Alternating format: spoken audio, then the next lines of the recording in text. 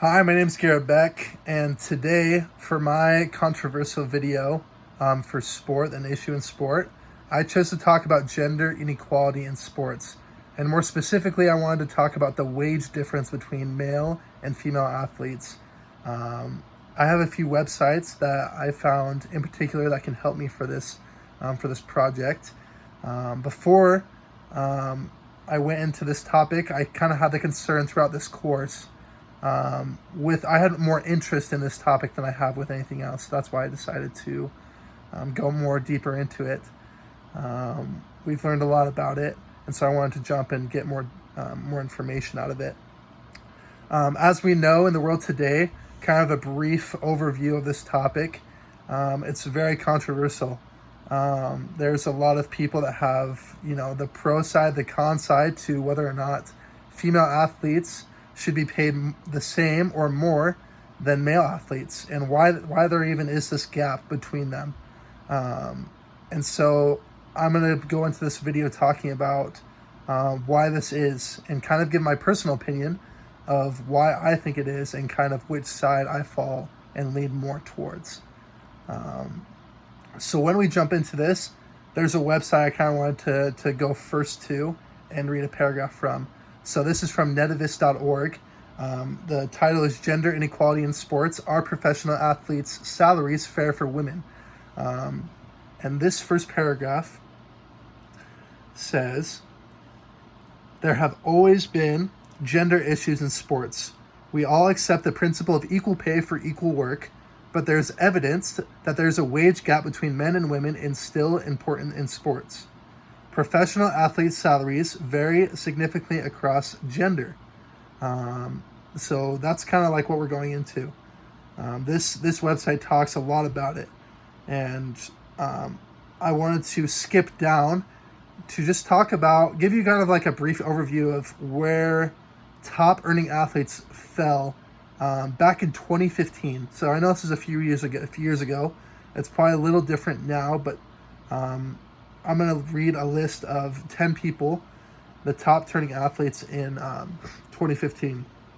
So we have Floyd Mayweather making $300 million, Manny Pacquiao, those are both boxers, Cristiano Ronaldo, Lionel Messi, Roger Federer, LeBron James, Kevin Durant, Phil Mickelson, Tiger Woods, Kobe Bryant. So those are the top earning athletes of 2015.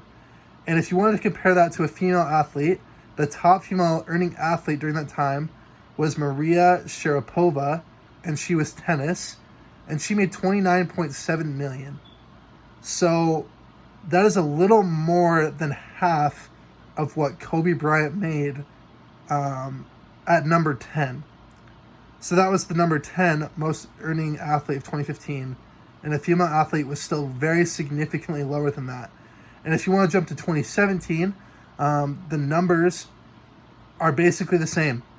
We still have the top 10 being male athletes, and compared to Serena Williams that year for tennis, she made $27 million compared to Lewis Hamilton, who made $46 million at number 10 for that list. So there's a huge gap there, almost $20 million in difference compared to the highest paid female athlete of that year. And that's kind of a big difference, and that's what we see a lot in sports nowadays. Why is this huge gap such a huge gap? Another website, it's athleteassessments.com. Just some more statistical facts on it. 70% of sports now offer the same amount of prize money for men and women. That's more recent. But in that 30% that don't, the difference runs into the millions. So still a big difference there. There are 2 million more men than women taking part in sport at least once per week. So that's something to think about. More men are taking part in sport each week than females are, in a significant amount. And there's this one point that I want to talk about. 0.4% of the total commercial investment in sport goes into women's sport. That is a tiny, tiny percentage when it comes to female sports. And we can see here by the statistical data that there's a difference. And that has always been a part in the upcoming years. We see that today. And we know that through the course that there are many reasons for this. And one thing that I want to talk about with my personal opinion of this, do I think it's fair? No, I don't think it's fair, but I feel like there's a reason that it's not fair. From the statistical standpoint of it, we know that women don't get paid as much than men, but what's the reason behind it? I personally believe the reason behind that is due to media, due to the reason behind viewers, the people who watch. We know that money goes into these companies, the NFL, the NHL, these top companies that have lots of viewers, lots of commerce, lots of different things that go into them. We know that's the reason that these athletes are being paid so much, is because of the media, because of certain organizations and companies. And so I personally believe that's the main reason that there's such a big difference between female and male athletes getting paid. Male sports tend to have a bigger growth of viewers and people drawing more attention to male sports rather than female sports, in a significant difference. I personally believe that is the reason that male athletes get paid more. It may not necessarily be fair, but that is the statistical standpoint of why it happens. Going back to this topic, the very beginning, we know, that this has been a problem for a while, but we can generally see the statistics. The numbers are written down, and statistics can't lie. Many people have their own opinion of this topic, but we know that this is the reasoning behind it. I've given my personal view.